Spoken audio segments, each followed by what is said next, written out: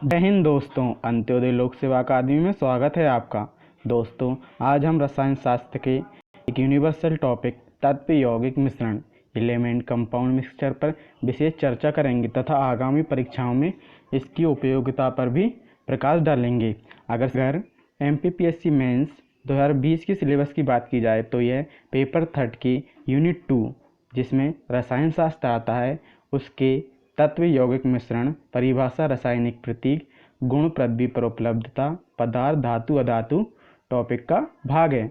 अगर इस पेपर 3 में मार्क स्कीम की बात की जाए तो पेपर 3 में प्रत्येक यूनिट से 3 अतिउत्तरी 2 लघुत्तरी 1 दीर्घोत्तरी प्रश्न आएंगे, अर्थात प्रत्येक यूनिट 30 मार्क्स का वेटेज रखती है। दोस्तों, पृथ्वी पर पाई जाने वाली प्रत्येक वस्तु द्रव्य होती है। द्रव्य को सामान्यतः 2 भागों में शुद्ध पदार्थ एवं मिश्रण में बांटा जाता है। अगर शुद्ध पदार्थों की बात की जाए तो IUPAC शुद्ध पदार्थों को तत्व एवं यौगिक 2 भागों में तथा मिश्रण को समांगी व विषमांगी प्रकार में विभक्त करती है। अगर तत्वों की बात की जाए तो आधुनिक रसायन तत्वों को धातु अधातु तथा उपधातु में विभाजित करता है तथा यौगिक को कार्बनिक व अकार्बनिक यौगिक में विभाजित करता है। अगर द्रव्य की बात की जाए तो वह प्रत्येक वस्तु द्रव्य है जिसमें भार हो, जो स्थान घेरती हो, जिसका आयतन निश्चित हो तथा उसमें भौतिक प्रतिरोध का गुण पाया जाता हो तथा द्रव्यों का ज्ञानेंद्रियों द्वारा भी अनुभव किया जाता है। अतः उदाहरण पानी, पत्थर, पेड़, मिट्टी, भोजन आदि सभी द्रव्य के उदाहरण हैं। अगर द्रव्य की अवस्थाओं की बात की जाए तो सामान्यतः ठोस, द्रव्य, गैस। द्रव्य में 3 अवस्थाएं होती है, परंतु आधुनिक रसायन प्लाज्मा बॉल साइंस कंडेंसेट को भी द्रव्य की अवस्था के रूप में मान्यता देता है। अब तत्वों की बात शब्द को सर्वप्रथम रॉबर्ट बॉयल ने 1661 में दिया था तथा IUPAC के अनुसार वर्तमान में ज्ञात तत्वों की संख्या 118 है, जिनमें प्राकृतिक तत्वों की संख्या 94 है। अगर तत्वों की बात की जाए तो तत्व एक ही प्रकार के परमाणुओं से बने पदार्थ होते हैं जिनको भौतिक एवं रासायनिक प्रतिक्रिया द्वारा सरल पदार्थों में विभाजित करना असंभव होता है। इनमें परमाणु का नाभिक आवेश एक समान होता है। अगर तत्व को उदाहरण स्वरूप समझा जाए तो इसमें डायमंड, ग्रेफाइट, ऑक्सीजन, लाज, फास्फोरस समेत ठोस तत्व, कुछ गैसीय तत्व एवं कुछ द्रव तत्व आते हैं। डायमंड एवं ग्रेफाइट कार्बन के अपर रूप हैं, अर्थात एक ही प्रकार के परमाणुओं से बने होते हैं, अतः इनको भी तत्व की संज्ञा दी जा सकती है। अब तत्व के एक भाग धातु। धातु की बात की जाए तो वह प्रत्येक वस्तु धातु है जो इलेक्ट्रॉन त्याग कर धनायन बनाने की प्रवृत्ति रखती है। वर्तमान में आधुनिक रसायन में धातुओं की संख्या 90 है। अगर इनके भौतिक गुणों की बात की जाए तो ये कमरे के ताप पर ठोस होते हैं, परंतु मरकरी कमरे के ताप पर ठोस नहीं होती है, द्रव अवस्था में पाई जाती है। ये मुक्त इलेक्ट्रॉन की उपस्थिति दर्ज कराते हैं, अर्थात इसके कारण ये ऊष्मा एवं विद्युत के सुचालक होते हैं। सामान्यतः ये कठोर होते हैं, परंतु सोडियम, पोटेशियम, कैल्शियम कठोर अवस्था में नहीं पाए जाते हैं। सामान्यतः धातुओं में अगाध वर्धनीयता तथा तन्यता का गुण भी पाया जाता है। अगाध वर्धनीयता अर्थात इनको पीट कर चादर के रूप में इनका निर्माण किया जा सकता है। इसमें सोना सबसे ज़्यादा अगाध वर्धनीय एवं तन्य भी सोना सर्वाधिक होता है, क्योंकि 1 ग्राम सोने से 20 मीटर लंबी तार बनाई जा सकती है। ये ऊष्मा विद्युत के सुचालक होते हैं क्योंकि इसमें मुक्त इलेक्ट्रॉन की उपस्थिति होती है। इनका घनत्व उच्च होता है, परंतु सोडियम और पोटेशियम का घनत्व निम्न होता है। अगर इनके गलनांक की बात की जाए तो इनका गलनांक उच्च होता है, परंतु गैलियम सीजन निम्न गलनांक वाली धातु हैं। अगर धातुओं का भूपर पट्टी में उपस्थिति का क्रम देखा जाए तो क्रमशः oxygen, silicon, aluminium, iron, calcium सामान्यतः ये इस मात्रा में पाई जाती है एवं मानव शरीर में इनकी उपस्थिति क्रमशः ऑक्सीजन 65, कार्बन 18, हाइड्रोजन 10 एवं नाइट्रोजन 5% होती है। अब अधातुओं की बात की जाए, अगर तत्वों में अधातु को देखा जाए तो प्रत्येक तत्व जो इलेक्ट्रॉन ग्रहण करके ऋणायन बनाने की प्रवृत्ति रखता है वह अधातु है। वर्तमान में इनकी संख्या 22 है, जिसमें 10 अधातु ठोस हैं, गैस रूप में 11 पाई जाती हैं, द्रव्य रूप में ओनली ब्रोमीन है। इनके गलनांक एवं कथनांक कम होते हैं। ये ताप एवं विद्युत की कुचालक होती है, परंतु ग्रेफाइट एवं ताप का सुचालक होता है। ये विभिन्न रंग उत्पन्न करती हैं, जैसे क्लोरीन हरा पीला, फास्फोरस पिंक, सल्फर पीला। ये चमकीली, अगाध एवं तन्यता का गुण इनमें नहीं होता है। उपधातु तत्वों के एक अन्य प्रकार है उपधातु। धातु एवं अधातु जिसमें दोनों के गुण पाए जाते हैं वो उपधातु है।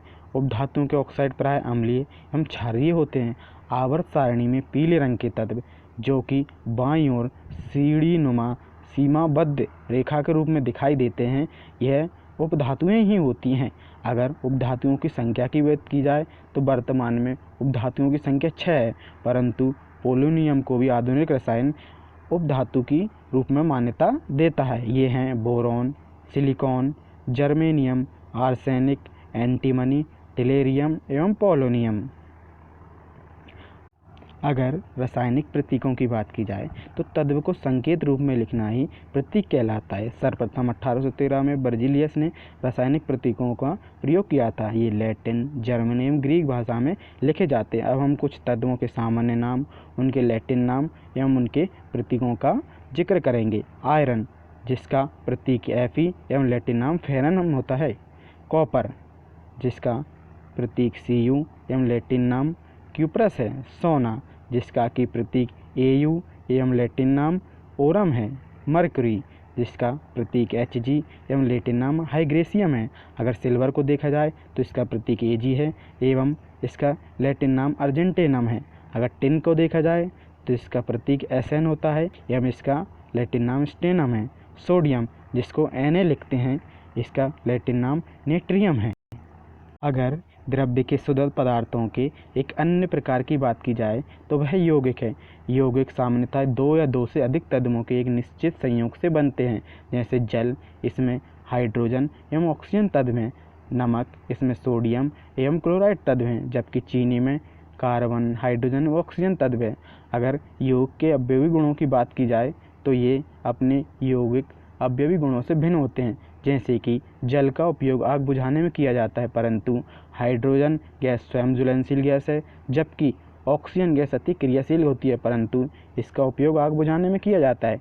यौगिक में उपस्थित तत्वों का अनुपात सदा निश्चित होता है तथा यौगिक शुद्ध एवं सामान्य पदार्थ होते हैं। तत्वों के परमाणु रासायनिक बंध के कारण एक दूसरे से जुड़े रहते हैं। अगर कार्बनिक यौगिकों को देखा जाए तो कार्बन के रासायनिक यौगिकों को कार्बनिक यौगिक कहते हैं। प्रकृति में इनकी संख्या 10 लाख से अधिक है, जिसमें मीथेन सबसे सरल कार्बनिक यौगिक है। अगर इनके विभाजन को देखा जाए तो सामान्यतः कार्बनिक यौगिकों को 2 भागों में विभाजित किया जाता है, ओपन चेन और एलिफेटिक कंपाउंड्स या क्लोज चेन और साइक्लिक कंपाउंड्स। अगर अकार्बनिक यौगिकों को देखा जाए तो वे सभी यौगिक जिनमें कार्बन नहीं पाया जाता अकार्बनिक यौगिक होते हैं।